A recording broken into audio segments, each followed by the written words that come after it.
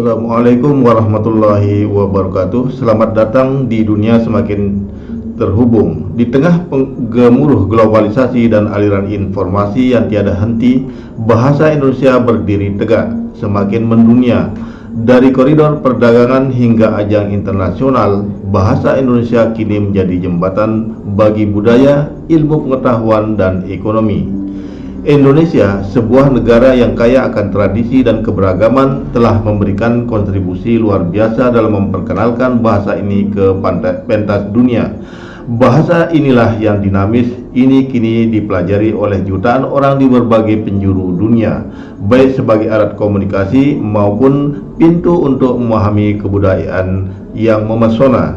Dalam video ini kita akan mengeksplorasi bagaimana bahasa Indonesia merangkul dunia, menghubungkan bangsa-bangsa, dan memfasilitasi pertukaran gagasan. Bersiaplah untuk menyelami cerita-cerita inspiratif, tetapi juga simbol kebanggaan dan identitas. Mari kita mulai perjalanan ini bersama, menjelajahi bagaimana bahasa Indonesia telah mendunia, menorehkan jejaknya dalam sejarah globalisasi. Nah, dalam video berikut ini, inilah contoh beberapa negara atau 10 negara yang menggunakan bahasa Indonesia sebagai mata pelajaran mereka. Australia. Studi Lovers, selain memiliki kedekatan wilayah, hubungan bilateral antara Indonesia dan Australia juga terjalin baik. Karena itu tidak mengherankan jika ada beberapa wilayah di Australia yang orang-orangnya cukup fasih berbicara bahasa Indonesia.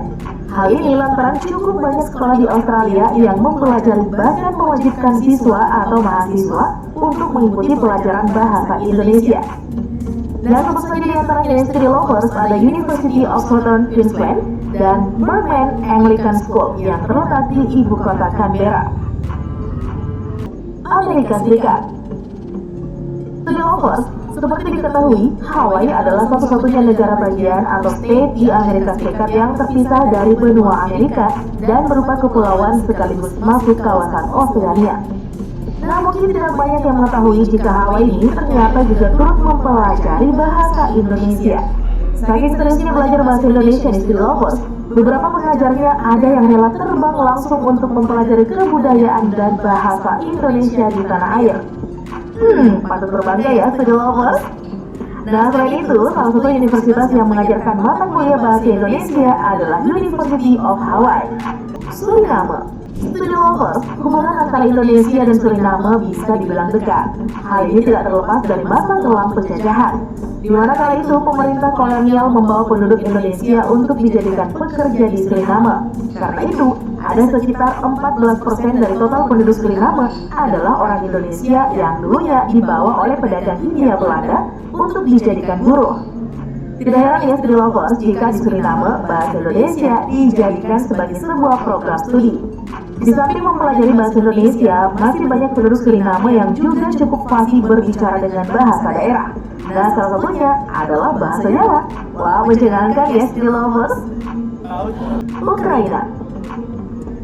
Studi Lovers, di negara yang dibenci oleh Presiden Putin sekarang ini, sejak tahun 2012 lalu, salah satu universitas terkenal dan terbesar di Ukraina, yakni Taras Shevchenko National University of Kyiv, membuka program studi bahasa Indonesia.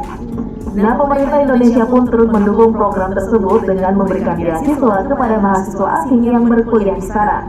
Hal ini tentu saja upaya untuk menginternasionalkan bahasa Indonesia. Inggris. Studi Lovers, Inggris menjadi negara berikutnya yang juga mempelajari budaya dan bahasa Indonesia, terutama pada kebudayaan asli Nusantara. Alat musik tradisional Indonesia yakni angklung dan gamelan menjadi mata pelajaran pada beberapa sekolah yang ada di Inggris.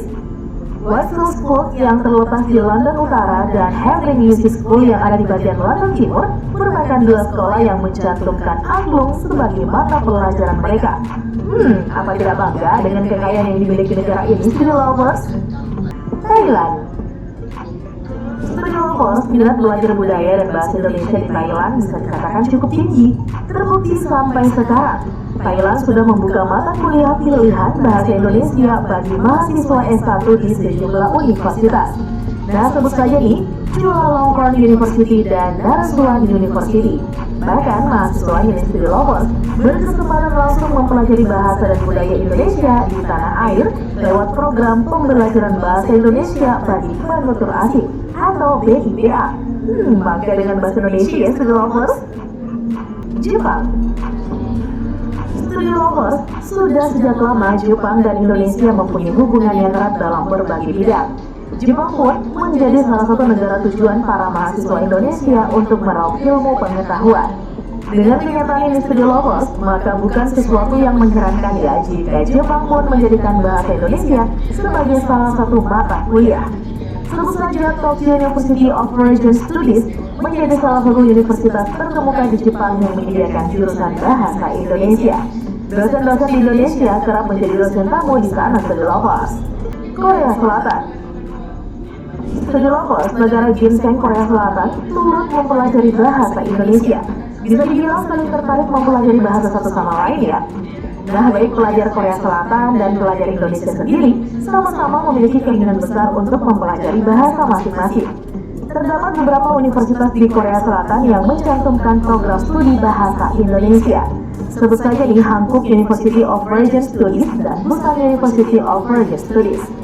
Nah, kalian pasti sudah tidak asingkan dengan dua universitas tersebut, Study Lovers. Kanada. Study Lovers, di Kanada nih dapat ditemui banyak tempat kursus bahasa Indonesia. Karena itu tidak mengherankan jika ada saja penduduk sekitar yang lancar berbahasa Indonesia. Hal tersebut bisa terjadi karena warga Indonesia banyak yang bermigrasi ke Kanada guna memperoleh pekerjaan. Banyaknya tenaga kerja Indonesia di Kanada membuat negara tersebut menganggap bahasa Indonesia menjadi bahasa yang penting. Pemerintah Kanada bahkan berharap penduduknya harus bisa berbahasa Indonesia dengan baik dan benar. Dahsyat ya Study Lovers. Vietnam. Study Lovers, terakhirnya ada Vietnam. Nah, negara yang memiliki banyak nama Nguyen ini malah menjadikan bahasa Indonesia sebagai bahasa resmi kedua di negara tersebut. Hal ini terjadi karena adanya hubungan bilateral antara Vietnam dan Indonesia. Sebuah kerjasama yang cukup menguntungkan ke depannya ya Study Lovers. Melansir dari portal Kementerian Pendidikan dan Kebudayaan, bahasa Indonesia salah satu bahasa negara yang berkembang pesat di dunia. Perkembangan bahasa Indonesia terus meningkat pesat, bahkan melebihi bahasa induknya, yakni bahasa Melayu. Bahasa Indonesia memiliki keunggulan historis, hukum, dan linguistik. Bahkan di tingkat internasional, bahasa Indonesia telah menjadi bahasa terbesar di Asia Tenggara dan persebarannya telah mencakup 47 negara di seluruh dunia. Pembelajaran bahasa Indonesia untuk penutur asing atau BIPA juga telah diselenggarakan oleh 428 lembaga, baik yang difasilitasi oleh Badan Pengembangan dan Pembinaan Bahasa Kemendikbudristek maupun yang diselenggarakan secara mandiri oleh pegiat BIPA, pemerintah dan lembaga di seluruh dunia. Ujar Kepala Badan Pengembangan dan Pembinaan Bahasa Badan Bahasa Aminuddin Aziz dalam acara Bual Bicara Minta TV bertajuk Bahasa Melayu Indonesia sebagai Bahasa Antarbangsa. Senada dengan itu, Kepala Badan Bahasa menambahkan, bahasa Indonesia banyak menyerap istilah kosakata dari bahasa asing seperti Inggris, Belanda, dan lain-lain. Selain itu, pengayaan kosakata bahasa Indonesia berasal dari ratusan bahasa daerah yang ada di Indonesia, baik Jawa, Sunda, Madura, Banjar, Papua, maupun daerah lainnya. Menurut catatan riset etnologi yang dilaporkan pada bulan Desember 2021, penutur bahasa Indonesia ada 199 juta, sementara itu penutur bahasa Melayu 19 juta. Bahasa Melayu Indonesia menurutnya mempunyai bahasa yang serumpun tapi tidak serupa. Hal ini dapat dilihat dari penggunaan penulisan bahasa Melayu dan bahasa Indonesia yang berbeda. Perbedaan ini sangat jauh dan situasi atau kompleksitas perkembangan bahasa Indonesia Ini yang belum tentu terjadi pada bahasa di negara lain seperti bahasa Malaysia, ungkap Aminuddin Aziz. Titik tolak perkembangan bahasa Indonesia, kata dia, terjadi pada peristiwa Sumpah Pemuda 28 Oktober 1928 dan saat bahasa Indonesia sebagai bahasa negara dimasukkan ke dalam Undang-Undang Dasar 1945 pada 18 Agustus 1945. Meski begitu, Kepala Badan Bahasa sepakat atas fakta bahwa bahasa Indonesia berasal dari bahasa Melayu. Bahasa Indonesia berkembang jauh melebihi asal-muasalnya bahasa Melayu, karena bahasa Indonesia setelah penetapan status diangkat menjadi bahasa negara terus dikembangkan korpusnya, kamusnya, ejaan, dan bahasanya hingga seperti sekarang jelasnya. Sementara itu, bahasa Melayu bagi orang Indonesia adalah salah satu dari 718 bahasa daerah. Menurutnya, ketika di Indonesia ada yang menyebut bahasa Melayu, perspektifnya adalah bahasa daerah. Merujuk kata Badan Bahasa, di Indonesia ada 87 dialek bahasa Melayu.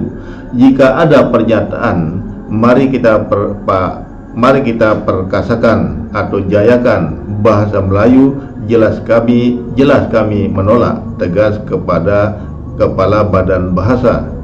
Menanggapi pernyataan Perdana Menteri Malaysia Datuk Seri Ismail Sabri Yaakob pada lawatannya ke Indonesia terkait memperkuat bahasa Melayu sebagai bahasa perantara antar kedua kepala negara serta sebagai bahasa resmi ASEAN, disebut Kepala Badan perlu dikaji ulang secara mendalam.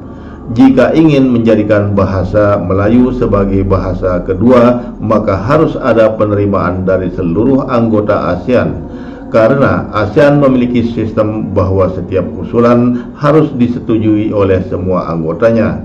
Pesan dia mewanti-wanti perlunya kehati-hatian dalam pengambilan keputusan yang mengatasnamakan ASEAN.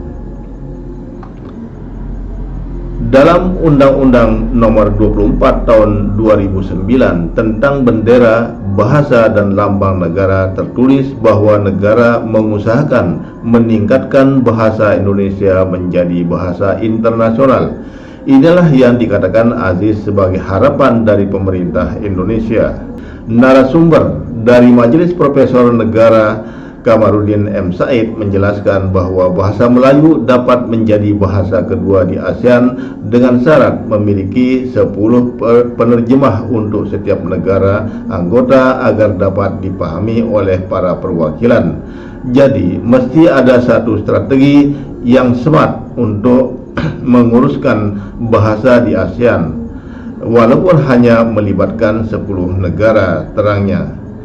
Sebelum ide penggunaan bahasa Melayu Indonesia dapat terrealisasi, menurut Kamarudin, panitia perumusannya di ASEAN mesti memahami bahasa Inggris, bahasa Melayu, dan bahasa Indonesia terlebih dahulu agar tidak ada kesalahpahaman dalam penyampaian informasi.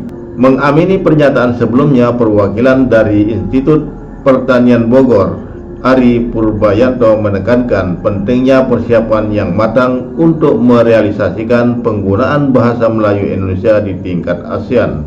Perlu perembukan para ahli bahasa Malaysia dan bahasa Indonesia secara intensif dan berkelanjutan, karena kalau yang disebut sebagai bahasa perantara kedua negara hanya mengangkat bahasa Melayu saja, maka sebagian besar orang Indonesia berpikir maksudnya adalah bahasa etnik yang tidak sejajar dengan bahasa Indonesia, tegasnya. Selaras dengan pernyataan Kepala Badan Bahasa, Ari menilai perkembangan kosakata bahasa Indonesia terus berkembang menjadi bahasa modern, dibuktikan dengan banyaknya penutur bahasa Indonesia di seluruh dunia dan mudahnya bahasa Indonesia diterima, dipelajari, dan dipahami halayaknya luas. Inilah yang perlu dibahas dan disepakati bersama. Apakah penentuan bahasa atau perantara nantinya berdasarkan jangkauan penggunaannya di dunia secara statistik, atau kita lihat bagaimana bahasa itu diterima di suatu negara, imbuhnya. sebagai langkah strategis yang perlu diambil untuk mengatasi kericuhan di masyarakat, kata Ari, adalah dengan menyelenggarakan program untuk menginisiasi pengenalan kedua bahasa serumpun ini ke dalam kegiatan tingkat internasional, bahkan jika memungkinkan penyusunan jurnal internasional, supaya masyarakat di negara-negara yang memiliki akar bahasa serumpun ini bisa mengenal bahasa Melayu sebagai induk bahasanya, meski di sisi lain juga senantiasa mengutamakan bahasa Indonesia sebagai bahasa negara. Perjalanan kita mengungkap luasnya pengaruh bahasa Indonesia di dunia modern telah membawa kita pada berbagai kisah inspiratif, dari para pelajar di Eropa yang bersemangat mempelajarinya hingga peran penting bahasa Indonesia dalam diplomasi dan perdagangan internasional. Kita melihat bagaimana sebuah bahasa dapat menjadi jembatan yang mempertemukan budaya dan gagasan dari seluruh penjuru dunia. Bahasa Indonesia tidak hanya sekedar alat komunikasi, tetapi juga simbol kebanggaan yang mempersatukan bangsa kita.